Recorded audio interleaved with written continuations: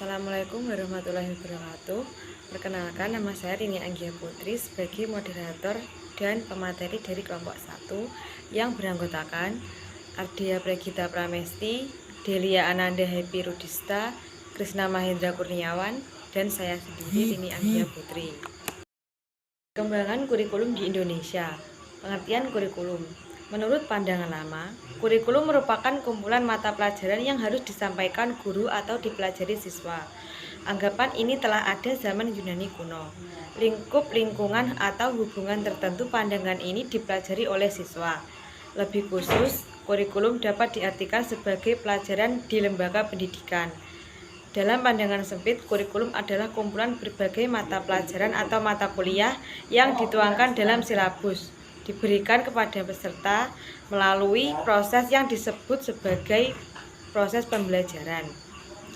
Prinsip pengembangan kurikulum. Pengembangan kurikulum adalah istilah yang komprehensif, di dalamnya mencakup perencanaan, penerapan, dan evaluasi. Perencanaan kurikulum adalah langkah awal membangun kurikulum ketika pekerja kurikulum membuat keputusan dan mengambil tindakan untuk menghasilkan perencanaan yang akan digunakan oleh guru dan peserta didik. Kurikulum yang pernah dan sedang diterapkan dalam pendidikan di Indonesia. 1. Kurikulum pendidikan sebelum kemerdekaan Republik Indonesia. Isi kurikulum tiap jenis dan bentuk satuan pendidikan pada jenjang pendidikan dasar sebelum tahun 1900 adalah sekolah dasar kelas 1 yang isi kurikulumnya meliputi membaca, menulis, berhitung, sejarah, pengetahuan alam, menggambar, dan ilmu mengukur tanah. 2. Rencana Pelajaran 1947. Kurikulum 1947 bercirikan sifat mata pelajaran yang disebut dengan istilah separator subjek kurikulum.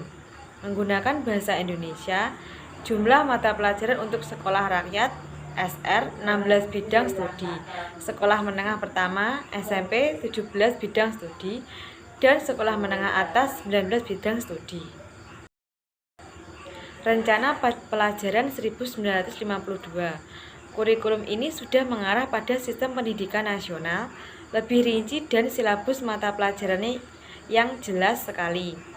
Ciri yang paling menonjol dalam sekaligus ciri dari kurikulum 1952 adalah setiap rencana pelajaran harus memperhatikan isi pelajaran yang dihubungkan dengan kehidupan sehari-hari. 4. Rencana Pelajaran 1964. Yang menjadi ciri dari kurikulum ini adalah penekanan pada pengetahuan akademik untuk pembekalan pada jenjang SD, sehingga pembelajaran dipusatkan pada program Pancawardhana, yaitu pengembangan moral, kecerdasan, emosional atau artistik, keprigelan, dan jasmani. 5. Rencana Pendidikan 1968 atau Kurikulum 1968.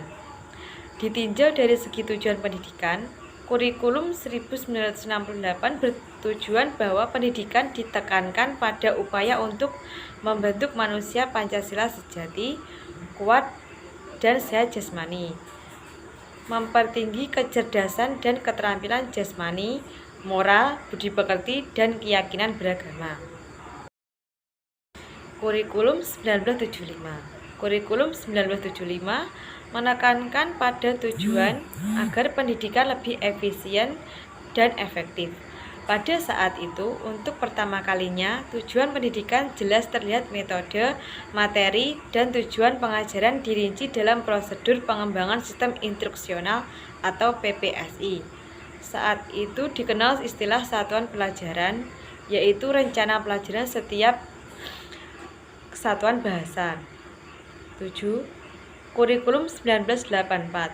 Kurikulum 1984 mengusung proses skill upward. Meski mengutamakan pendekatan proses, tapi faktor tujuan tetap penting. Kurikulum ini juga disebut kurikulum 1975 yang disempurnakan. Posisi siswa ditempatkan sebagai subjek belajar di saat mengamati sesuatu, mengelompokkan, mendiskusikan, hingga melaporkan. 8. Kurikulum 1994 dan Suplemen Kurikulum 1999. Terdapat ciri-ciri yang menonjol dari pemberlakuan kurikulum ini, diantaranya pembagian tahapan pelajaran di sekolah dengan sistem catur wulan. Diharapkan dapat memberi kesempatan bagi siswa untuk dapat menerima materi pelajaran cukup banyak. Pembelajaran di sekolah lebih menekankan materi pelajaran yang cukup padat atau berorientasi kepada materi pelajaran atau isi. Kurikulum 2004. Kurikulum yang dikembangkan pada tahun 2004 diberi nama Kurikulum Berbasis Kompetensi atau KBK. Kurikulum berbasis kompetensi merupakan perangkat rencana dan pengaturan tentang kompetensi dan hasil belajar yang harus dicapai siswa, penilaian kegiatan belajar mengajar, dan pemberdayaan sumber daya pendidikan dalam mengembangkan kurikulum sekolah. Pendidikan berbasis kompetensi menitik beratkan pada pengembangan kemampuan untuk melakukan tugas-tugas tertentu sesuai dengan standar performance yang telah diterapkan. 10. Kurikulum 2006 atau kurikulum tingkat satuan pendidikan. Tinjauan dari segi isi dan proses pencapaian target kompetensi pelajar oleh siswa hingga teknis evaluasi tidaklah banyak perbedaan dengan kurikulum 2004. Perbedaan yang paling menonjol adalah guru lebih diberikan kebebasan untuk merencanakan pembelajaran sesuai dengan lingkungan dan kondisi siswa serta kondisi sekolah berada. 11. Kurikulum 2013. Kurikulum 2013 dikatakan sebagai penyempurna dari kurikulum sebelumnya yang lebih menekankan pada standar isi, standar proses, standar penilaian, dan standar pengelolaan. Pada awal penerapan kurikulum ini di sekolah-sekolah pilihan atau rintisan yang akhirnya dapat berjalan pada sekolah pada umumnya dengan membutuhkan waktu lumayan panjang. Perubahan kurikulum dan posisi IPS dalam struktur kurikulum 2013. Kurikulum 2013 merupakan sebuah kurikulum yang mengutamakan pemahaman, skill, dan pendidikan berkarakter. Siswa dituntut untuk paham atas materi, aktif dalam berdiskusi dan presentasi, serta memiliki sopan santun disiplin yang tinggi. Kurikulum ini menggantikan kurikulum tingkat sistem pendidikan yang diterapkan sejak 2000 untuk paham atas materi, aktif dalam berdiskusi dan presentasi, serta memiliki sopan santun disiplin yang tinggi. Kurikulum ini menggantikan kurikulum tingkat sistem pendidikan yang diterapkan sejak 2006 yang lalu. Dalam kurikulum 2013, mata pelajaran wajib diikuti oleh seluruh peserta didik di setiap jenjang pendidikan. Kemendikbud 2013 menyatakan bahwa kurikulum 2013 dikembangkan berdasarkan ketentuan yuridis yang mewajibkan adanya pengembangan kurikulum baru, landasan filosofis, dan landasan empirik. Keempat landasan tersebut diuraikan sebagai berikut. A. Landasan yuridis kurikulum adalah Pancasila dan Undang-Undang Dasar 1945. B. Undang-Undang Nomor 20 Tahun 2003 tentang Sistem Pendidikan Nasional. C. Peraturan Pemerintah Nomor 19 Tahun 2005 tentang Standar Nasional Pendidikan. D. Peraturan Menteri Pendidikan Nasional Nomor 23 Tahun 2006 tentang Standar Kompetensi Lulusan dan Peraturan Menteri Pendidikan Nasional Nomor 22 Tahun 2006 tentang Standar Isi. Lebih lanjut, pengembangan kurikulum 2013 diamanatkan oleh Rencana Pendidikan Menengah Nasional. Proses pembelajaran kurikulum 2013 terdiri atas pembelajaran intrakurikuler dan pembelajaran ekstrakurikuler. Pembelajaran intrakurikuler adalah proses pembelajaran yang berkenaan dengan mata pelajaran dalam struktur kurikulum dan dilakukan di kelas, sekolah, dan masyarakat. Pembelajaran didasarkan pada prinsip berikut. Proses pembelajaran intrakurikuler, proses pembelajaran di SD atau MI berdasarkan tema, sedangkan di SMP atau MTS, SMA atau MA, dan SMK atau MAK berdasarkan rencana pelaksanaan pembelajaran yang dikembangkan guru. B. Proses pembelajaran didasarkan atas prinsip pembelajaran siswa aktif untuk menguasai kompetensi dasar dan kompetensi inti pada tingkat yang memuaskan.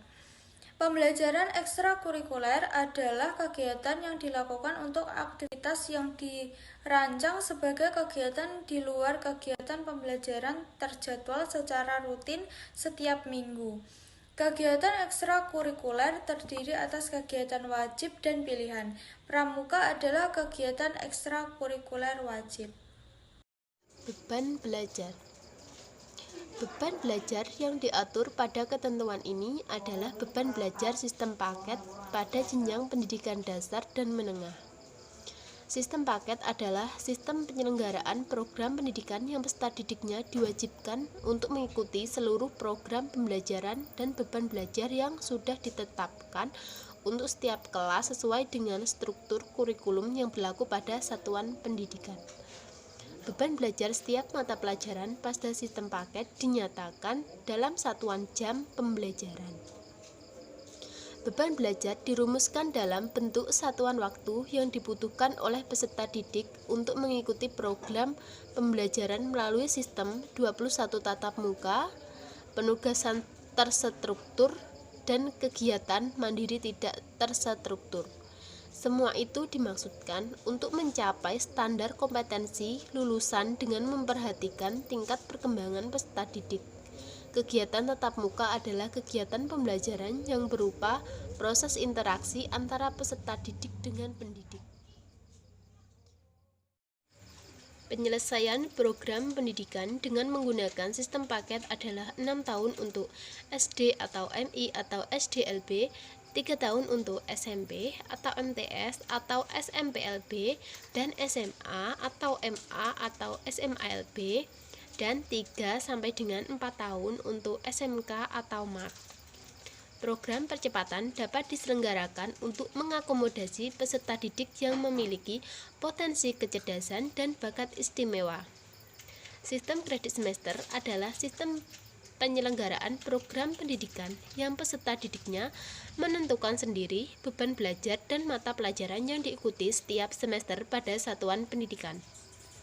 Beban belajar setiap mata pelajaran pada sistem kredit semester dinyatakan dalam satuan kredit semester atau SKS.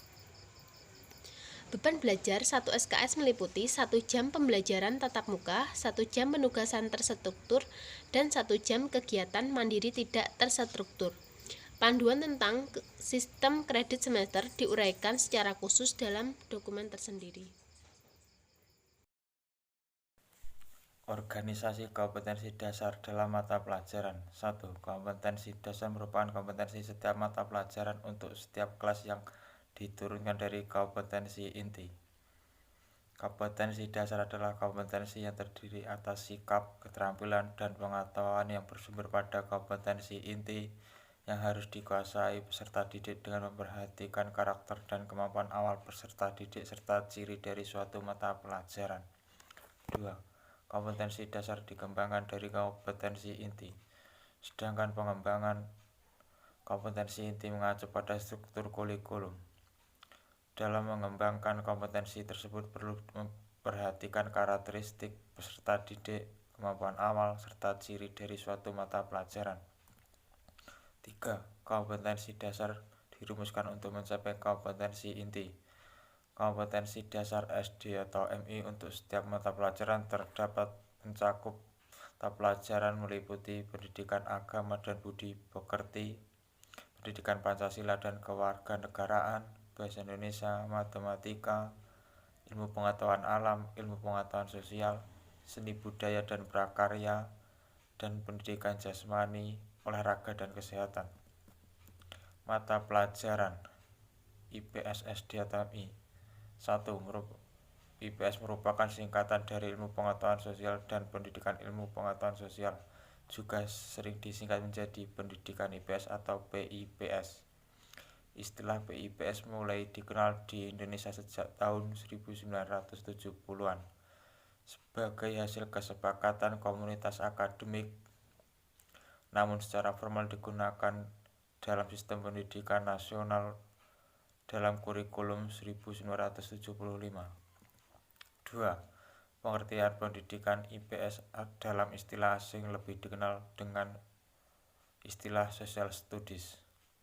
Sebuah organisasi profesional yang diberi nama National Council for the Social Studies yang secara khusus membina dan mengembangkan social studies pada tingkat pendidikan dasar dan menengah serta keterkaitannya dengan disiplin ilmu-ilmu sosial dan disiplin ilmu pendidikan.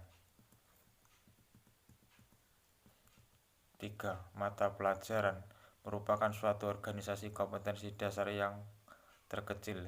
Ilmu pengetahuan sosial merupakan salah satu mata pelajaran yang diberi mulai dari SDMI, SDLB sampai SMP atau MTLB. Ilmu pengetahuan sosial mengkaji seperangkat peristiwa, fakta, konsep, dan generalisasi yang berkaitan dengan isu sosial.